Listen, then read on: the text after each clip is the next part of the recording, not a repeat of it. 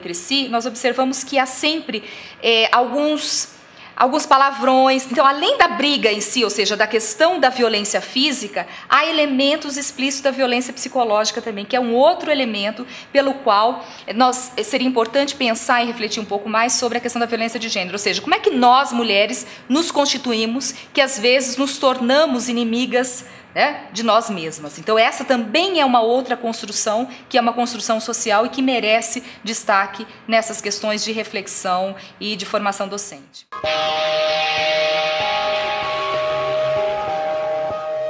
Então, como é que na própria formação docente é importante pensarmos nas formas de intervenção, sejam pontuais, sejam aquelas intervenções em que a gente consegue trabalhar mais pessoas durante um determinado período de tempo. Algumas práticas dessas intervenções dentro desses cursos de formação de educação para a sexualidade, para professores e professoras, é possível ter essas intervenções, refletir sobre as intervenções e trazer para o grupo para discussão posteriormente. Então, quando isso acontece, né, a partir de planos de ação, de reflexão sobre essas ações, os objetivos que cada professor ou professora tem, é pensarmos então na própria dinâmica da sala de aula, nas brincadeiras para quem trabalha com crianças menores, nas possibilidades de intervenção a partir de desenhos com corpo, de livros infantis, de vídeos, de possibilidades das próprias crianças também fazerem leitura do meio. Né? Por que então, como a gente entende que a criança é um sujeito social, histórico, ela produz conhecimentos, ela produz possibilidades de entender o mundo e, consequentemente, em relação à sua própria vida, como é que ela nasceu, como é que ela veio ao mundo, como é que ela saiu da barriga, enfim, a criança produz esse tipo de conhecimento e, a partir daí, a importância do professor ou da professora também desenvolver alguma atividade pedagógica que possa fazer as crianças, né, terem espaço para esse tipo de questão que quase sempre não tem um espaço, especialmente para as crianças menores. Uma das possibilidades que vocês veem na tela é exatamente as crianças lendo encartes de brinquedos. Aí nós observamos que há páginas explicitamente azuis para os meninos, de brinquedos dos meninos, e as com cor de rosa para as meninas. A partir daí, sugere-se, né, para as crianças produzirem uma lista de presente ideal para os meninos e para as meninas. E depois, vamos tentando desconstruir essas questões de pensar numa lista de presente em que essas questões de mundos masculinos e femininos não estivessem tão distanciados. E outras atividades que são importantes para pensarmos, né? Fazer as crianças realmente, dar possibilidade às crianças de refletir, de pensar, de sonhar, de experienciar, de viver as possibilidades do prazer a partir das discussões em relação à questão da sexualidade, do gênero e da educação. Portanto, possibilitar que as crianças falem livremente sobre sua curiosidade, propiciar espaço para que a criança exponha suas fantasias, dúvidas, hipóteses, sem repreender, né? Porque às vezes há uma possibilidade de desenvolver. Por exemplo, uma dinâmica muito comum de acontecer são as caixinhas de dúvidas. Então, deixa umas caixinhas na escola e que os meninos e as meninas vão colocar algumas dúvidas em relação à sexualidade. É uma dinâmica interessante. Agora, às vezes, a condução dessa dinâmica que merece ser problematizada. Por exemplo, há alguns casos que há uma censura, ou seja, as crianças elas não podem, ou os adolescentes não podem escrever o que querem, né? E quando escreve o que querem, esse escrever também precisa ser repensado, porque às vezes são elementos que as crianças vão, ou os adolescentes vão fazer para exatamente questionar esse professor ou essa professora. Né? Às vezes eu já tive situações de algumas professoras fazerem esse tipo de atividade e aí quando trazer dizer, olha só, esses meninos estão totalmente perdidos, já estão vivenciando a sexualidade e não entendiam, né, que estas questões todas elas são extremamente importantes para dizer o quanto que essas crianças e esses adolescentes querem discutir sobre. Né? Outro aspecto importante, por exemplo, também é observar a escola. Observar os banheiros, os escritos no banheiro, observar os escritos nas paredes, nas carteiras. O que as crianças querem dizer com isso? Ainda existem algumas práticas dos meninos e das meninas escreverem cadernos de perguntas, né? Apesar do mundo informatizado e tudo, ainda há práticas em que meninos e meninas escrevem significa escrever aquilo? Né?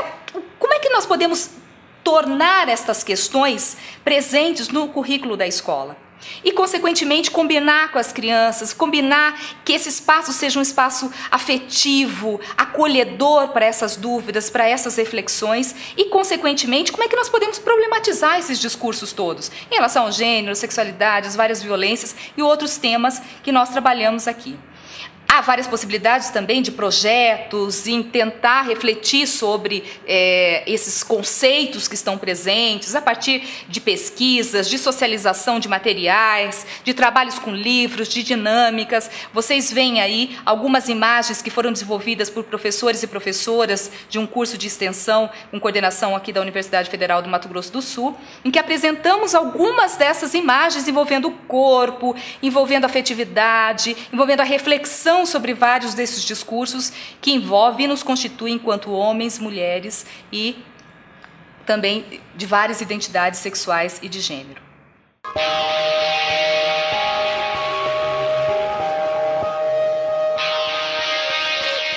Olá, eu estou aqui para dar um recado a todos os professores e professoras, falando um pouco da importância de se discutir gênero e sexualidade no âmbito da formação docente. Eu considero importante que, para a gente desenvolver um trabalho competente com as crianças e com os adolescentes, a gente possa, primeiro, ter uma formação em que algumas discussões sejam extremamente aprofundadas, como, por exemplo, a história do corpo, a história da sexualidade e também como se formam as identidades de gênero e as identidades sexuais. Em relação a gênero, como é que se constroem na cultura e no tempo histórico as masculinidades e as feminilidades. Também é importante considerar outras discussões, como por exemplo o amor romântico e a história da conjugalidade, como é que as pessoas elas administram afetivamente as suas relações e como é que isso vem mudando ao longo da história. Uma outra discussão importante para essa formação é a paternidade e a maternidade como uma forma também de aprisionamento, porque em geral a gente discute a maternidade apenas como uma glorificação e completude da mulher, e isso precisa ser problematizado, precisa ser discutido. Também a erotização dos corpos infantis, especialmente na nossa cultura, que dá muita ênfase a esse aspecto da erotização dos corpos, e dentro desse conceito de erotização, a própria ideia de pedofilização como prática social contemporânea. E por último, um tema que eu considero da maior relevância é a questão da violência doméstica e também a questão da violência e do abuso sexual contra crianças e contra adolescentes. Eu acho que esses são alguns dos temas que podem e merecem ser aprofundados no âmbito da formação docente para que a gente possa então desenvolver um trabalho mais competente e mais adequado com as nossas crianças e nossos adolescentes.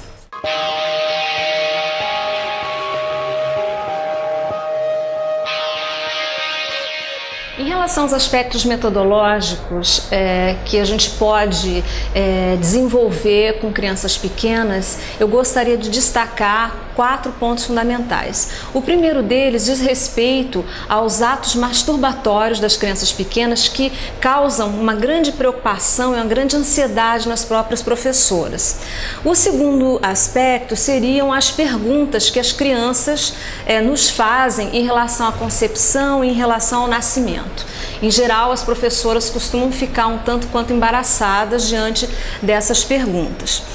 O terceiro aspecto diz respeito também às imitações que as crianças fazem de cenas sexuais que elas veem, por exemplo, na televisão ou nos vídeos. E o quarto aspecto seria um certo pavor em relação à homossexualidade, especialmente vindo dos meninos. Então, como é que a gente poderia trabalhar em termos metodológicos esses 4 aspectos? Bom, em primeiro lugar, em relação à masturbação infantil, cabe destacar que a prática autoerótica também está sujeita a uma certa interdição da cultura. Então, a criança desde pequena precisa saber que ela não pode fazer tudo o que ela bem entende a qualquer hora, a qualquer tempo. Então, é preciso ter uma civilidade também no aspecto da sexualidade. Então, a gente tem que ensinar a criança que, apesar desse ato ser prazeroso, ela não pode fazer isso em qualquer lugar, em qualquer tempo.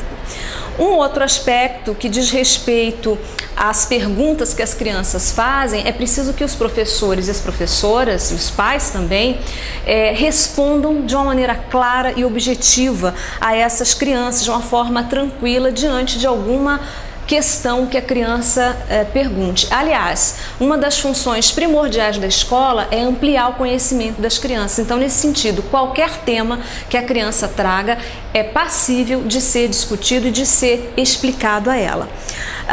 O terceiro aspecto também diz respeito às perguntas ou às práticas que elas fazem, né, imitando, por exemplo, atos sexuais com um coleguinha, enfim. E a professora deve também ter tranquilidade de perguntar onde é que ela viu aquilo, por que ela está fazendo aquilo, enfim. Discutir de uma forma tranquila esse aspecto. E por último, em relação ao medo e a um certo pânico das professoras quanto à possível homossexualidade dos meninos em especial, cabe dizer que, em geral, os meninos são bem mais controlados do que as meninas nesse aspecto da sexualidade. Desde muito cedo, eles são praticamente obrigados a mostrar, e existe uma cobrança até dos pais para isso, eles têm que mostrar em alguma medida que eles são machos e que são heterossexuais. Então, muitas vezes há uma tremenda confusão aí, porque os meninos, pelo simples fato deles gostarem de um determinado objeto ou de um brinquedo, ou pelo simples fato de gostarem de brincar com as meninas, muitas vezes eles são interpretados como futuros homossexuais, e isso é um enorme equívoco. Então, é preciso que as professoras desenvolvam esses aspectos metodológicos para que possam desenvolver, então, uma formação com essas crianças de modo mais competente.